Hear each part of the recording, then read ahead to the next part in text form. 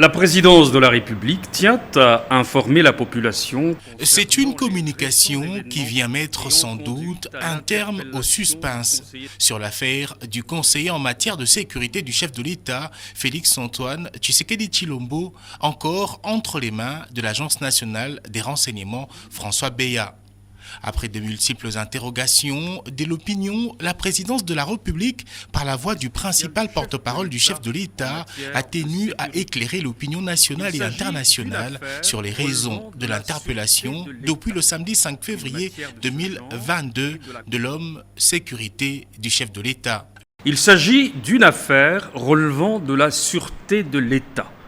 Une matière de ce genre et de la compétence exclusive de l'Agence nationale des renseignements ANR. Dans l'état actuel des choses, on peut affirmer que les enquêteurs disposent d'indices sérieux attestant d'agissements contre la sécurité nationale. Les enquêtes se poursuivent et les investigations s'effectuent à différents niveaux.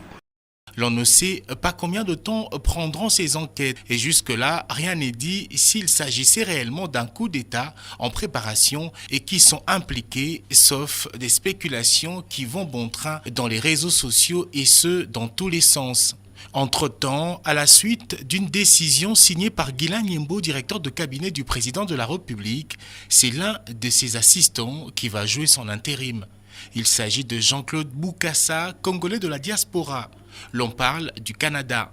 Ce dernier, qualifié d'extrêmement intelligent, serait un expert notamment en cybercriminalité. Peu connu du public, l'homme est dans le système sécuritaire de la présidence depuis 2019. Visage jeune pour beaucoup, même s'il serait infidèle, cependant il n'aurait pas assez d'expérience pour être à la hauteur de cette charge. Sans doute son intérim sera pour un court moment, le temps que la tempête se calme et que cette affaire appartienne au passé, car le retour de François Beya à ce poste demeure incertain, vu la gravité de ce dont on lui reproche.